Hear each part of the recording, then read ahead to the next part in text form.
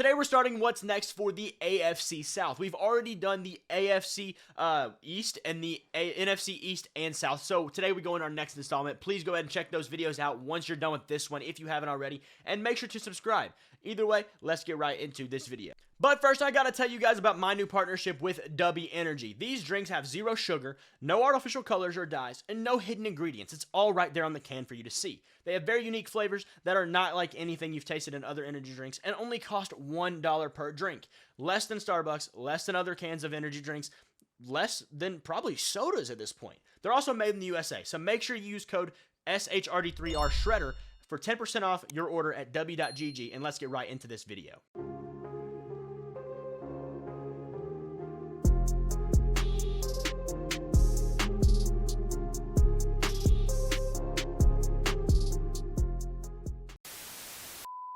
So here we are for our what's next in this AFC South: Titans, Colts, Jaguars, and Texans. Let's get right to it. The starting of this video, we go to the Tennessee Titans. They were 6-11 this year with a projection of 7.5 wins. Obviously didn't hit that point. And they started Will Levis from week 6 on, their rookie quarterback who they got right at the top of the second round. They lost Ryan Tannehill then and started Levis. So what went wrong for this team? To me, they just don't have the roster talent on this team that a general team would have. It's just not all there. Yeah, they've got some guys. They've got, obviously, Derrick Henry and DeAndre Hopkins, but guys like Treylon Burks haven't really shown up to what they're supposed to be. They also just had an ineffective offense. For the first half of the season, the running game was not very good, and the passing game wasn't much better. They had identity issues, and I think that came to make a lot of this the fact of what it is now. So, the coaching. They now have Brian Callahan. They fired Mike Vrabel, and to me, if you fire a head coach and the first question people start asking is, where does that head coach want to go next? You made a mistake, because a head coach shouldn't just be choosing where they want to go. They should be, they have to get hired. No, yes, he didn't go anywhere. Sure, I give you that. But he's still Mike Vrabel. He had the impact he did for the last few years for a reason, and I don't think that's going to change. He'll get a job very soon, if not already this year. Nick Foles is their new offensive coordinator, Denard Wilson, defensive coordinator, guys that Brian Callahan brought in himself to be on that staff roster. To check out the offense, Will Levis is your quarterback. That's what you got now. He's your guy for the future. Derrick Henry is your running back. But Tyjae Spears is a guy here that I really think they could be comfortable with if they needed to move off of Derrick Henry. Treylon Burks is a guy that hasn't proven much. Jalen Duncan's a guy this year who was just drafted, but he didn't get his chance. Chris Hubbard's a good tackle who was hurt. And Peter Skoronski is obviously a young guy who there's a lot of upside for. This team, there's not a whole lot to work with. Brian Callahan, it might look like a good hire because, wow, he's had one of the best offenses the last few years. Well, that was with Joe Burrow and Jamar Chase and T. Higgins and Joe Mixon and all those other guys. This is Tyjae Spears and DeAndre Hopkins at 35 years old. So, not a lot to look at there. Looking at the defense, you have Jeffrey Simmons, and that's one guy we're going to point out immediately. He's obviously down there at the end. Azeez Al-Shaair is a good linebacker. Arden Key had a good year. And then you've got some depth guys like Roger McCreary, who's maybe okay. I don't know. He's got some upside to him, in my opinion. There's things you can work with there. But Terrell Edmonds, another one, just a depth side guy who they're probably going to lose, but he was a decent player while they had him. There's a lot of guys on this team that are kind of just in that situation. If they're maybe an upside guy, the back end of their roster, they're probably going to lose them because that's just how it works. And this team's not really in a spot where all their other players are just super good and reliable. So going forward, what do they need? To me, they need another tackle. They've got to find one unless Jalen Duncan does step into that role and play very well. Because Taylor Lewan, after he left, it's just kind of been a mess since then. Wide receiver is a big one because DeAndre Hopkins can only play so well at his age. Cornerback, edge, and interior offensive line, they have a ton of money. And the draft capital is there for sure. Notable free agent-wise, obviously Ryan Tannehill's a big one, though I don't think you're missing him too much. Derrick Henry is one, and I think personally they need to let him walk. You don't pay a running back, especially one that's about to be 30 years old, and you have Tyjae Spears who looked pretty solid, and I think you can work with it. Nick Westbrook-Akine is a guy who you might bring back if the number's right, but for me, Aaron Brewer needs to be brought back. Chris Hubbard needs to be brought back. Shaair should be brought back. And Danico Autry can be considered because of his age is why you're not going all the way there. But in the draft, tackle or receiver round 1 and vice versa in round 2. And then in the later rounds, you need to hammer that interior offensive line and some cornerback depth for sure, as well as just other defense. So, what can Tennessee do to improve right this minute? First off, they have to start by supporting their young quarterback. They got this guy in the second round, they traded up for him, and he played well for what he was expected to do, in my opinion. You got to give him more to work with than Treylon Burks and Nick Westbrook-Akine and maybe D-Hop when he's healthy. They've got to improve this O-line because ever since, like I said, Taylor Lewan left, it's been a crapshoot of an O-line. The interior's not very good. The left tackle spot's not very good. Peter Skoronski had a decent year, and I'll give him a benefit of the doubt for now, but we've got to see more from him. Chris Hubbard's an okay tackle, but you've got to have the health as well. Tyjae Spears, that's a big one. Develop this guy. He looks pretty good already. Help him out. Helping out Tyjae Spears, getting that O-line better, will also help Will Levis. That's the support you got to get for a quarterback, and that'll help. And then defensive structure, just keeping that roster together, making it work the right way, especially now that you have an offensive coach. The defense has to be built up right so it can maintain, a quality team. Who is realistic for them to add? To me, Joe Alt and Olu Fashanu are round one musts. Now, there's new news that Brock Bowers may be a guy who is really interested in going to Tennessee, so that would be super interesting. In round two, Malik Washington, Adonai Mitchell, and Ricky Pearsall are all guys who could be very much available, and Malik Washington's a guy who's really risen up the boards since the Senior Bowl, the Virginia wide receiver. That could just add a lot of depth and help to this room. And then you could go out and get guys like T. Higgins or Michael Pittman and C.J. Henderson. This is an interesting T. Higgins spot because of Brian Callahan. If they do have a good relationship, this could be a very nice landing spot for T. Higgins to come to. So what can that look like next year? Joe Alt, T. Higgins, Malik Washington, that's a heck of a unit. Putting together that offense so that Will Levis can succeed. Worry about the defense, but also make sure your quarterback is in a spot where he's not going to get himself killed every single game. Going to our next team, the Indianapolis Colts. 9-8 record, 6.5 win was their projection, and they clearly got that. They lost Anthony Richardson. They're obviously their 4th overall pick this past year, just after week 2. Not a good situation. And what went wrong for them? Well, some timely losses. That hurts. They overachieved, so I don't know how much really went wrong, you could say. But they had some defensive struggles, certainly. Also, Houston. Houston was in their way a lot, and, well, that got the best of them and kicked them out of the playoffs ultimately. So, their head coach is Shane Steichen, a guy who I'm really fond of at this point. Wasn't sure about his hiring last year, but I think he's going to be a great head coach from here on out. Jim Bob Cooter, I did not make that up, and Gus Bradley are their assistants there. Their offensive unit looks something like this. Jonathan Taylor and Zach Moss were a heck of a 1-2 combo this year when they were both playing. But the receiver room leaves a bit to be lacking, in my opinion. You do have Michael Pittman, who's a solid receiver, but after that, it just falls off quite a bit. Josh Downs is a rookie who played pretty well, and I'm excited to see him continue to develop. But right now, what he put out this year isn't necessarily something you're super thrilled about, especially that you might lose Michael Pittman. So looking at that, obviously Zach Moss, Michael Pittman, those guys I believe are both free agents. Gardner Minshew also a free agent. Alec Pierce leaves stuff to be desired. Kylen Granson, just not a great tight end, honestly. There's just not a whole lot there. Bernhard Raimann, though, had an amazing year. One of the most under-the-radar players in the entire NFL this past year. One of the best tackles in the league for sure. Same with Braden Smith. Looking at their defensive unit, you've got guys on the front four, like right there, Samson Ebukam, Taven Bryan, Grover Stewart's another one, DeForest Buckner, Kwity Paye. All very solid players, if not very good in DeForest Buckner. But there's just, a lack of that throughout the rest of the roster on the secondary. You have Kenny Moore, who is a really solid player, but Julius Brents, didn't get a whole lot out of him. Ronnie Harrison Jr. was interesting, but where is he playing? Is he a linebacker? Is he a safety? Not entirely sure right now. Julian Blackman off IR next year will probably help as long as they retain him.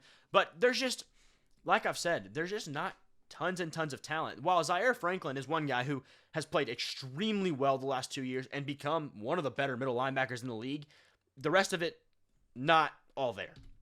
Going forward, what do they need in this team? They need some edge help, in my opinion. Kwity Paye and Samson Ebukam are not going to get it done, and they haven't got it done. They need a tight end, and that's not a super important position, so that really just shows you where this team's at, where they have some guys, they just got to keep going. The tight end is second, in my opinion. Then the safety help, depending on Ronnie Harrison and what you want to do with him. Linebackers and cornerbacks would also not be too bad. They have draft picks as normal, lots of money, and the free agents. You see guys there that could be pretty tough. Gardner Minshew, Michael Pittman, Zach Moss, Grover Stewart, Kenny Moore, Julian Blackman, all pretty substantial losses potentially. In the first round, to me, they have to go with an edge rusher. There's no doubt about it. You've got to go get somebody at a legit spot that they can really rush the passer with, because they don't have that and they haven't had that. Defense and tight end are a lot of things they need to hit in that middle few rounds, whether it be a safety, a corner, a linebacker, something to gain some depth in those positions. And a tight end, if you can land Jatavian Sanders in the second round, that would be a great steal. Defensive talent acquisitions are something they need to do just full throttle. They got to just get more guys there. Zaire Franklin, Kenny Moore, if they bring him back, that's awesome. You got to have more than that. They need to shore up some weapons because, as I've said, just the receivers and the room is not pretty. It's okay at best. It really isn't that much better than that, though. They need to legitimize that edge attack, which is why I have them going in round 1 to probably get Jared Verse. They also could potentially land a Brock Bowers if he does fall back to them at about 15, I believe is where they are. If he does go that far, that would be a heck of a pickup for Anthony Richardson to be able to throw to. Terry and Arnold or Kool-Aid McKinstry, if they want to go a different route in the first round, are also potential addeds they can get there. And Danielle Hunter, Chase Young, and Budda Baker, all guys I think free agent-wise, this team could pull in and would make massive impact in, like, you could draft a Kool-Aid McKinstry wherever you are and then get Danielle Hunter in free agency, and you just hit your biggest 2 needs, in my opinion. So, going forward, what does this look like? They could also go get Budda Baker and then Chase Young and get Jared Verse and just make that defense legit. Or target that offense a little bit more. The line is good. You just got to fill in the holes around it. So do that, and Indy could be well on their way. The Jaguars now.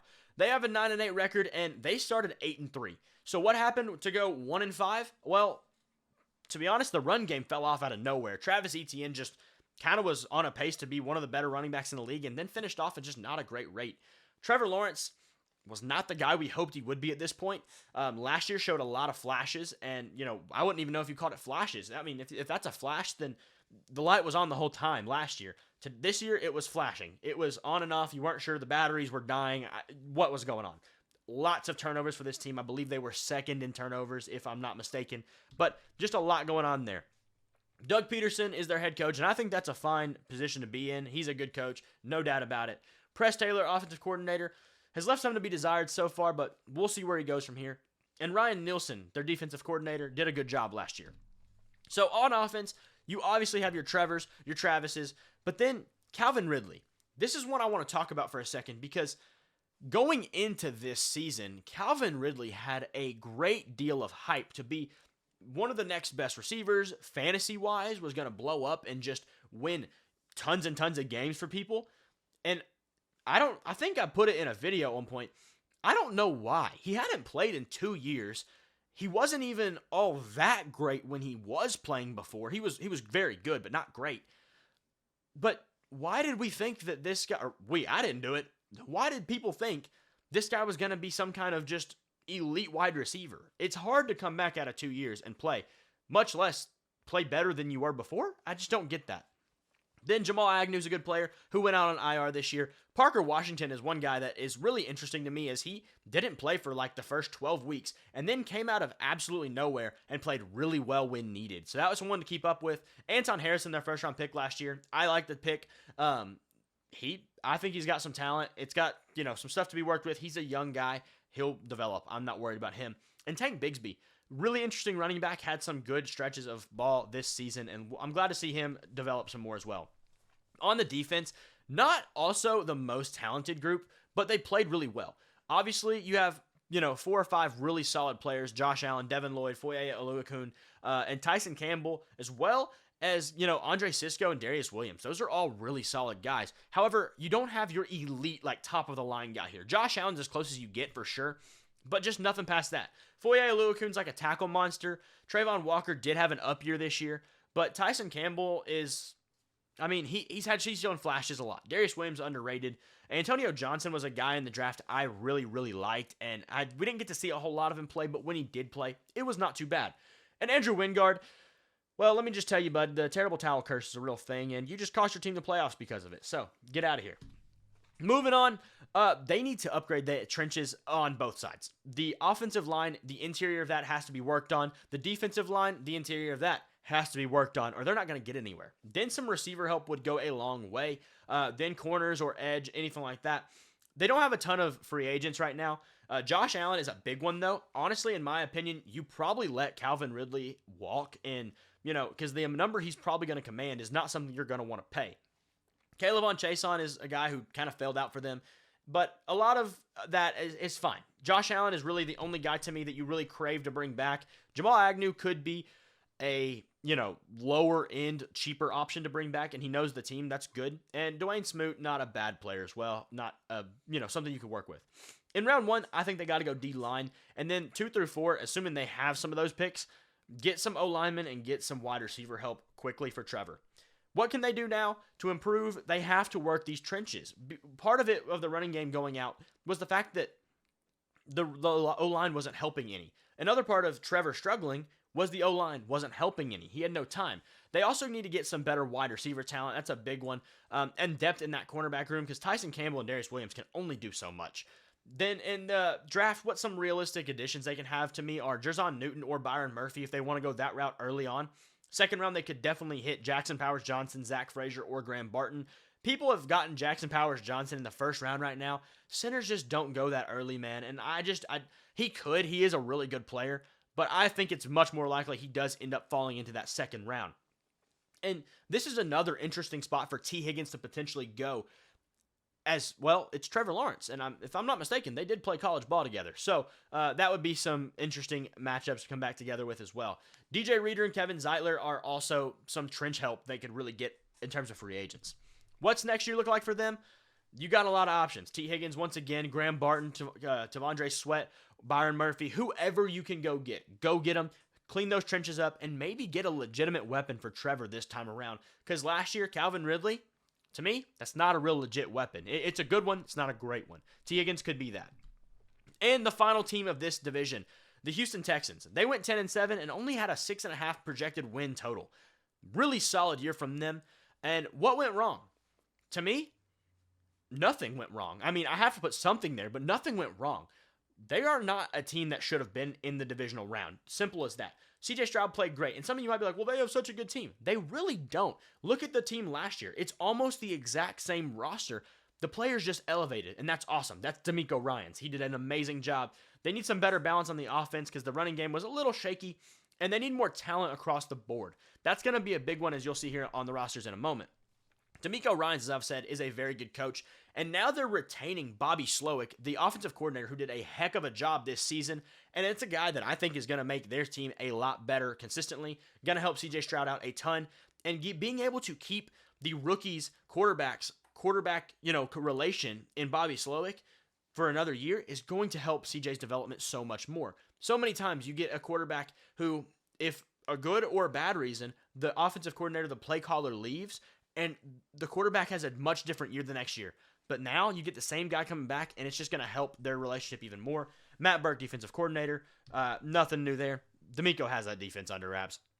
Looking at this team, where is the talent? CJ Stroud is talented. Running back, there's no talent there. Not really. Nico Collins has been in the league for 3 years and hasn't done anything. Had a great year this year, but let's stop acting like he's a top 5 receiver when he had a top 10 season, but you can't become all of the best receiver in 1 year, in my opinion. You just can't do that.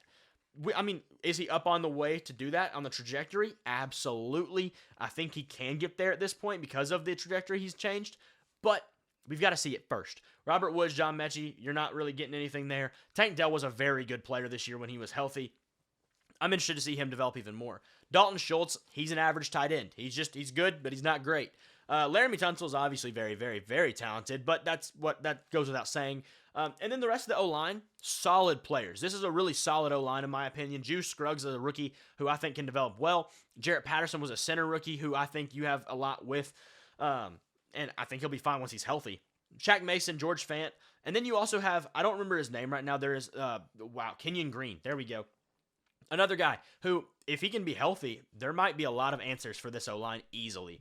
That's what I listed here, pretty much all the same guys. But then the defense. There isn't a lot of talent here either. That's the problem with this team. Obviously, you've got your Stingleys. You've got your Petries. Those are great players. Steven Nelson, talented, but he's old. Jimmy Ward came over to be with D'Amico Ryans once again. Talented, he's old. Kind of got to push that one aside. Blake Cashman had a really, really, really good year. And he's a solid player, but you're not just loving anything there. Christian Harris, once again, didn't really do anything last year, but this year wasn't the best, but he made impact plays. He seemed like he was probably not in the right spots until he was, if that makes sense. And when he was in the right spots, he was making all the right plays. Will Anderson's obviously very, very talented, and I'm excited to see what he can do. But I don't know what about that floating circle. It's there. Now, what do they need? To me, they still need some wide receiver help. You got to, be prepared for the worst. And you don't want to just go out there with 2 receivers that are legit. You want to go out there with Nico Collins. You want to go out there with Tank Dell and maybe a third guy to make sure that if one of them gets hurt, then you still have 2 options. They've got some decent draft capital, not their own, but, wish it could have been a little better. Cleveland played well, shockingly. You want to go get, the list of free agents is pretty extensive here.